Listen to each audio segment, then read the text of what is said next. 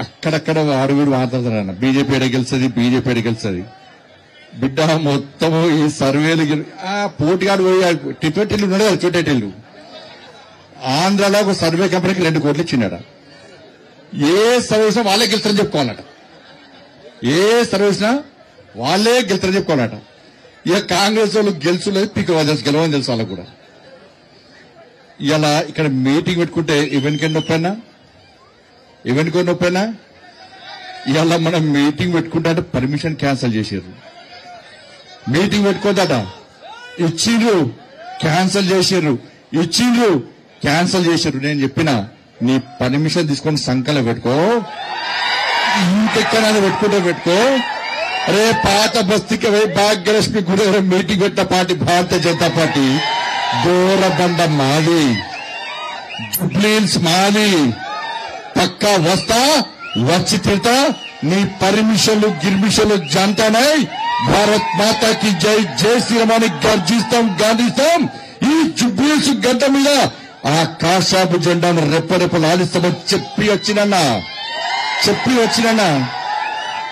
మీకు ఏం నొప్పని నాకు అర్థం కాలే కాంగ్రెస్ వాళ్ళకు భయం ఏంటంటే వాళ్ళకి తురుకోలకు జోకులు మొదలుపెట్టిరన్న టోపీ పెట్టుకుని మొదలుపెట్టారు పాకిస్తాన్ జోకులు మొదలు పెట్టారు నాకు గుర్తొస్తుందన్న ఎందుకంటే నాకైతే అలవాట్లేదన్న అన్న నిన్న ధర్మాన్ని కాపాడుతానన్న హిందూ సమాజాన్ని సంఘటితం చేయడానికి కష్టపడుతున్నా హిందూ ఓట్ బ్యాంక్ తయారు చేయడానికి కష్టపడుతున్నా ఇంకో మతాన్ని కించపరచానా ఆ టోపీ పెట్టుకుని ఓట్లు అడిగే రోజు వస్తే నా తల నరుక్కుంటా తప్ప నేను టోపీ పెట్టుకున్నాను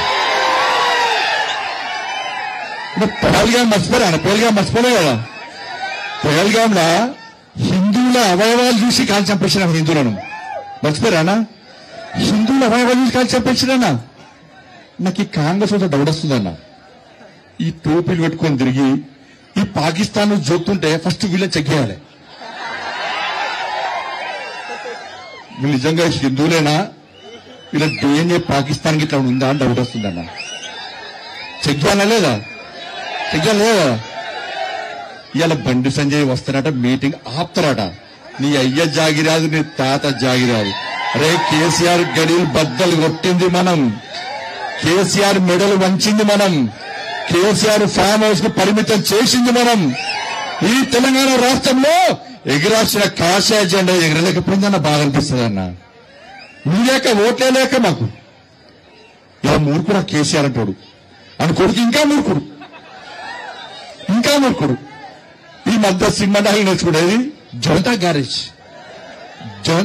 జలా కొడుతున్నాడు ఈయన అర్ధరాత్రి ఫోన్ చేస్తే ఫోన్ ఎత్తాడు మీ అయ్యా ఆఫీస్ ఫామ్ హౌస్ వాడు కావాలట ఎప్పుడైనా మళ్ళా 3 సంవత్సరాలకు వాళ్ళ అయ్యా బయటకు వస్తాడట అప్పుడు ముఖ్యమంత్రి అవుతాడట వరదలు వస్తారాడు వర్షాలు పడతారాడు బోరుబండ మునిగిపోతాయంటే రాడు బోరుబండ సమస్యల మీద రాడు పిల్లలు చచ్చిపోతారాడు బస్సులు యాక్సిడెంట్ అయితే రాడు సంపుతాడు పంటాడు అప్పుడప్పుడు బయటకు వచ్చి యశోద హాస్పిటల్ పోతాడు బతికే ఉన్నా అని చెప్పుకోవడానికి యశోద హాస్పిటల్ పోతాడు అని ఇంకొని సాగును కోరుకోవడం మనం అనుకుంటావా కేసీఆర్ సారు నిండు 100 ఏళ్ళు ఆరోగ్యాలతో ఉండాలి కానీ అసలు విషయం చెప్పన్నా ఈ కొడుకు కేసీఆర్ ముఖ్యమంత్రి వాళ్ళు ఉన్నది ఏంది ఏముంది ఎప్పుడు దొరికితే రా గుంజుకొని కింద కూర్చోాలన్నది అందుకే డింగరానికి బాగా నువ్వు 50 వరుసలు చిన్న పెద్ద ముసలి ముఖ్యాన్ని తేరలేదన్న ఇంత ఇబ్బంది పెట్టినానా మనల్ని 109 కేసులు పెట్టినాను నా మీద ఒక్కొక్క జిల్లా అధ్యక్షుడు కేసులు పెట్టినానా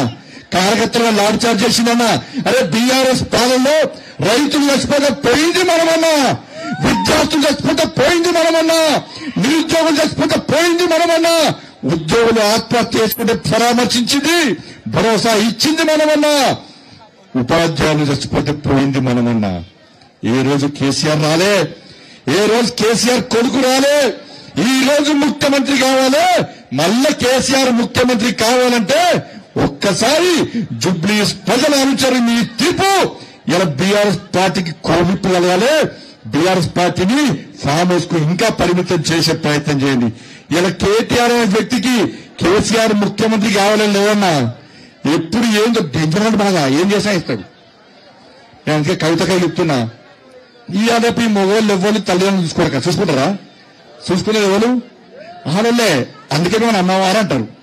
అందుకే కవితకి చెప్తున్నా, అక్క నువ్వు జాగ్రత్త.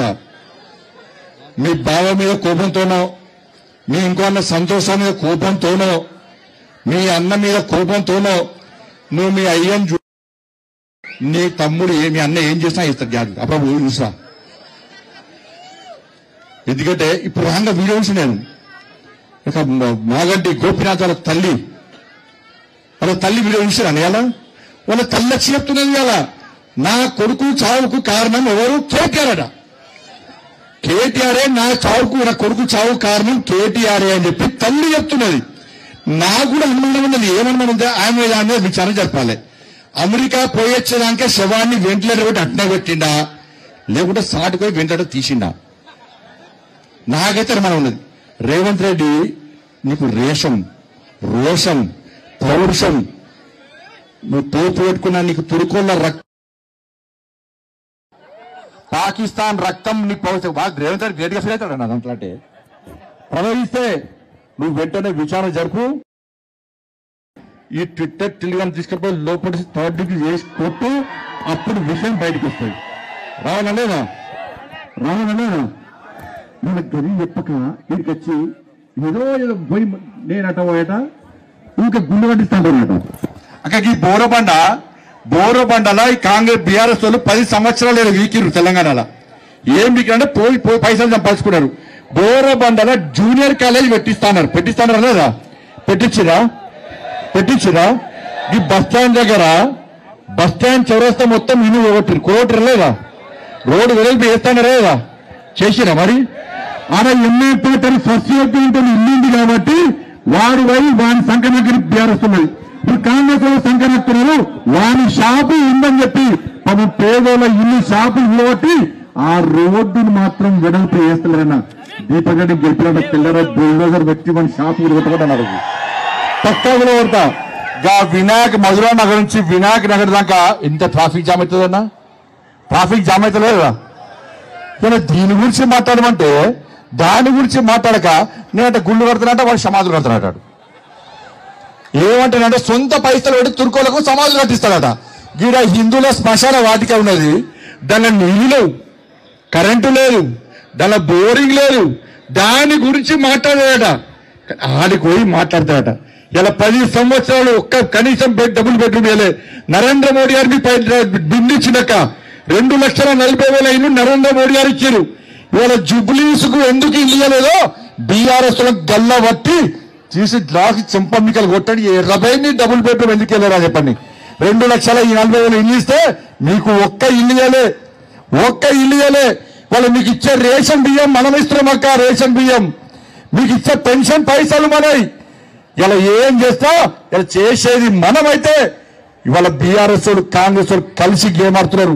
కాళేశ్వరం పేరుతో 1,00,000 కోట్లు చంపారు. ఇవాళ ఫోన్ ట్యాపింగ్ చేస్తే వాళ్ళు వేసి ఫోన్ ట్యాపింగ్ చేసిరు.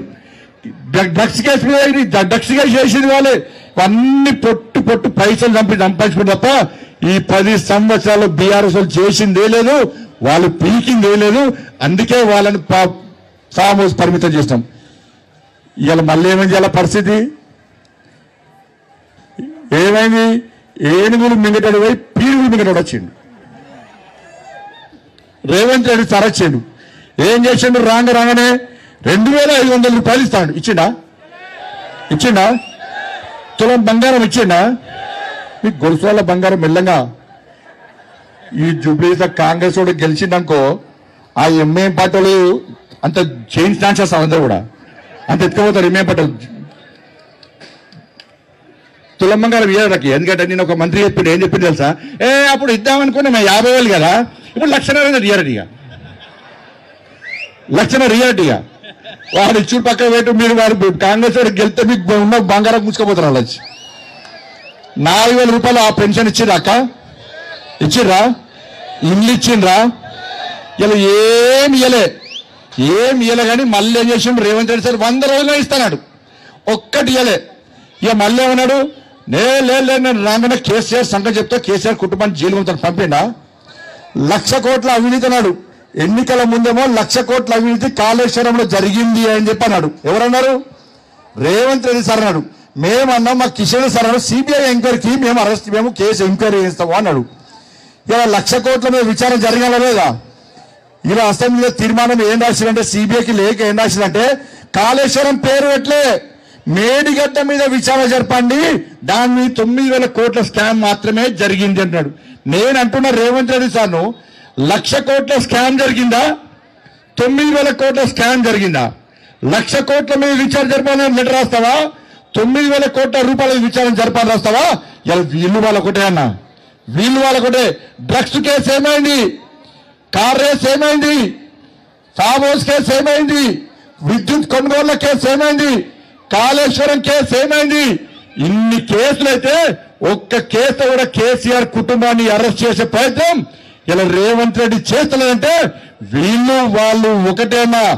వీళ్ళు వాళ్ళు ఒకటే కాబట్టే ఇవాళ తెలంగాణ రాష్ట్రంలో నాకు తెలిసి దేశంలో అధికారం ప్రతిపక్షం కలిసి దోసుకున్నటువంటి రాష్ట్రం ఏదైనా ఉందంటే అది తెలంగాణ రాష్ట్రమే. వీళ్ళు వాళ్ళు కలిసి వాళ్ళ తెలంగాణను దోసుకుంటున్నారు.